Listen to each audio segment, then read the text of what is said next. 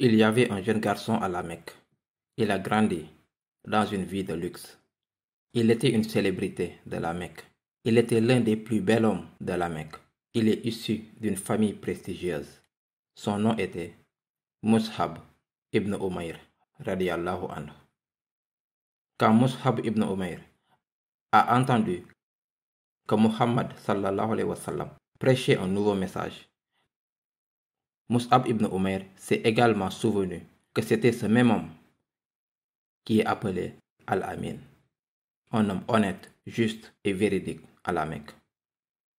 Alors quand le message lui est venu, il ne s'est pas contenté de suivre la masse et dire « oui, je suis d'accord avec tout ça ». Non, il a dit « je ne vais pas juger sans lui avoir parlé moi-même ». Et c'était à l'époque où le prophète sallallahu alayhi wa sallam ne sortait pas pour prêcher publiquement. Il se cachait, il faisait sa da'wah en secret. Il dirigeait ses très peu compagnons et croyants dans une maison connue sous le nom de Darul Arqam. Alors Mus'hab a découvert que c'était là-bas que le prophète sallallahu alayhi wa sallam enseignait. Alors il y est allé une nuit. Il frappa à la porte. Quelqu'un a dit « Ô messager d'Allah, c'est Mus'hab ibn Umayr ».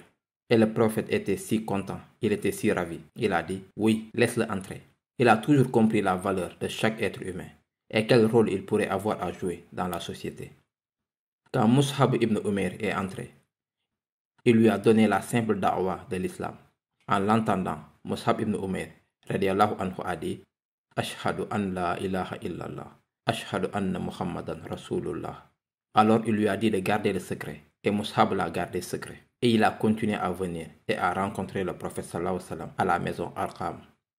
Mais dans la ville de la Mecque, il y avait des espions. Ces espions ont vu Mus'hab ibn Umayr aller à la maison Arqam prier avec le prophète. Ils se sont rendus compte qu'il était musulman. Alors ils sont allés chez la mère de Mus'hab et lui ont dit « Savez-vous que votre fils s'est soumis et est devenu musulman ?» Elle était choquée, elle ne pouvait pas y croire. Alors elle l'a confronté et il a dit « Oui, je suis musulman ». Elle l'a enchaîné dans sa maison et mis des gens pour veiller sur lui. Elle aurait pu enchaîner Mus'hab dans le sous-sol d'un donjon, mais cela ne changerait rien. Parce que celui qu'Allah guide ne peut pas être mal guidé. Alors il est resté dans cette situation pendant un moment. Et puis le prophète a commencé à prêcher publiquement. Les gens se sont détournés de lui. Les choses devenaient très difficiles. Alors le prophète sallallahu alayhi wa sallam a donné à certains des musulmans les plus faibles l'autorisation de migrer vers l'Abyssinie. Quand Mus'hab ibn Umayr a entendu que les musulmans immigraient, il a piégé sa mère pour qu'elle le laisse partir et il est parti avec les musulmans vers l'Abyssinie. Et puis le temps est passé. Une nouvelle est arrivée aux musulmans d'Abyssinie, selon laquelle l'islam s'est propagé dans la Mecque. Les gens ont accepté l'islam. Un groupe de musulmans est donc revenu. L'un d'entre eux qui était revenu était Mus'hab ibn Umayr. Lorsqu'ils sont revenus, ils ont réalisé que non seulement la situation ne s'est pas améliorée, mais que ça s'était en fait aggravé. Peu importe à quel point les choses peuvent sembler mauvaises, Allah Azza wa Jal a toujours un plan pour cette umma. Parce que même durant ces moments les plus difficiles, des gens sont venus d'une ville connue sous le nom de Yathrib, Médine. Ils étaient en guerre entre eux pendant longtemps. Ils ont entendu parler de cet homme, Muhammad sallallahu alayhi wa sallam, qui apporte la paix entre les gens et qui prêche cette nouvelle religion, qui est d'adorer un seul Allah. Ils l'ont donc rencontré à 2 reprises. Très peu d'entre eux à la première rencontre, puis un groupe plus important à la deuxième. Ils ont donc accepté l'islam et ont apporté leur soutien au prophète sallallahu alayhi wa sallam. Ils lui ont demandé de venir avec eux à Yathrib, mais il leur a répondu « Je ne peux pas, parce qu'Allah ne m'a pas donné l'autorisation de le faire ». Alors ils ont demandé « Envoie quelqu'un avec nous qui peut nous enseigner l'islam ». Alors le prophète sallallahu alayhi wa sallam a choisi quelqu'un à envoyer. Maintenant, qui était musulman à cette époque? Abu Bakr était musulman à cette époque. Abdurrahman ibn Auf était musulman. Ali ibn Abi Talib radiyallahu anhu était musulman. Certains des compagnons, seniors dans la connaissance de l'islam, étaient musulmans à cette époque. Mais il a choisi Mus'hab ibn Umayr, ce jeune garçon qui était encore adolescent. Le prophète sallallahu alayhi wa sallam était un visionnaire. Il n'était pas une personne de résultat immédiat. Il a envoyé Mus'hab ibn Umayr à Médine. Il a commencé à apprendre aux gens les enseignements de l'islam. Ils ont lentement commencé à grandir. Mais il y avait 2 tribus en guerre, les Aws et les Khazraj. Les 2 chefs de ces tribus ont entendu qu'il y avait un jeune garçon, un enfant, un bébé dans leur ville qui prêchait une nouvelle religion. Religion qui séparerait les familles, qui ferait que le père se tourne contre le fils et que le fils se tourne contre le père, etc. Ils étaient furieux.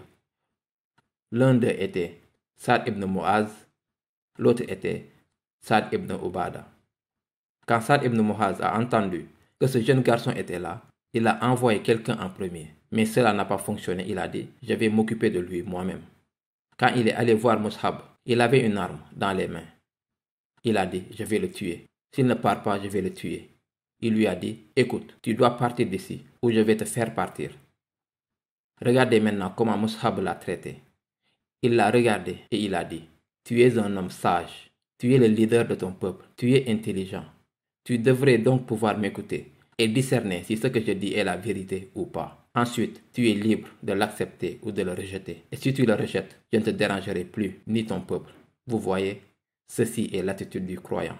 La fermeté dans la compréhension du message que nous avons. Ce message est plus puissant que leurs armes. Et Allah peut guider qui il veut. Saad ibn Mu'az a dit, d'accord, tu as raison, je suis à l'écoute.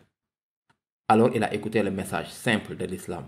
Après l'avoir entendu, il a accepté l'islam et est retourné à son peuple. Ils ont commencé à entrer dans l'islam, les uns après les autres. Puis le chef de l'autre tribu a dit par jalousie, s'il est assez bon pour être musulman, je vais devenir musulman et être meilleur que lui. Concurrence. Il a donc accepté l'islam. Et puis l'islam a commencé à se propager dans Yathrib, Médine.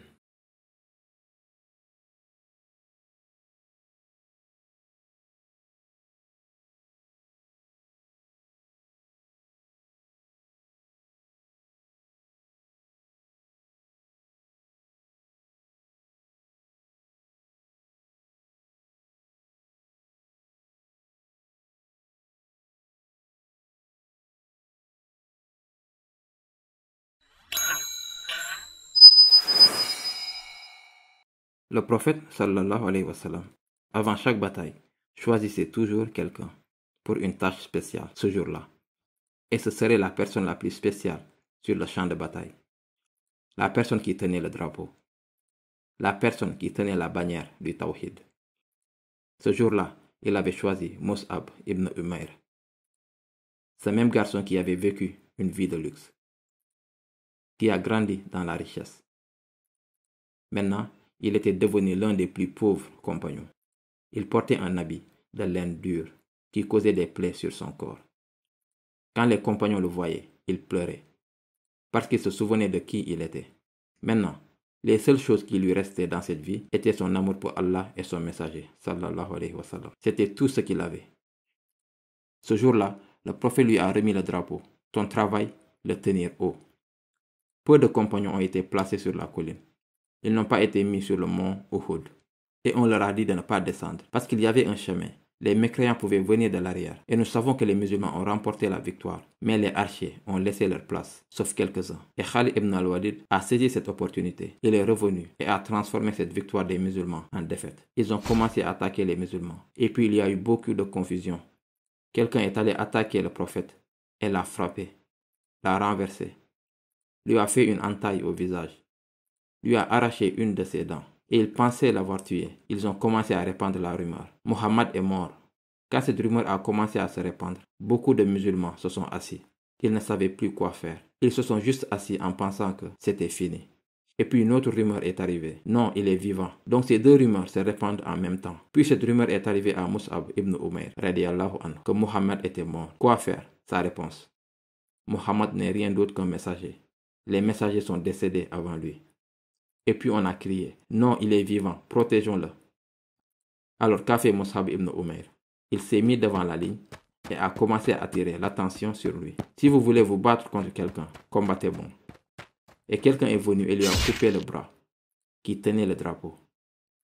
Ensuite, il a tendu l'autre main vers le bas et a ramassé le drapeau. Il a recommencé à attirer l'attention sur lui. Si vous voulez vous battre avec quelqu'un, combattez-moi pour que le prophète sallallahu alayhi wa sallam puisse s'échapper en toute sécurité.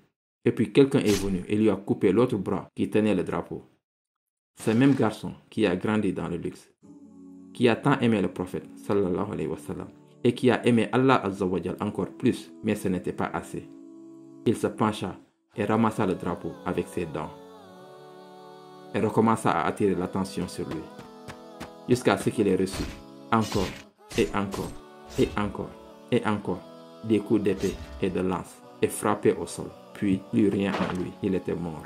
Le prophète sallallahu alayhi wa sallam et les musulmans ont fait retrait dans la montagne Uhud.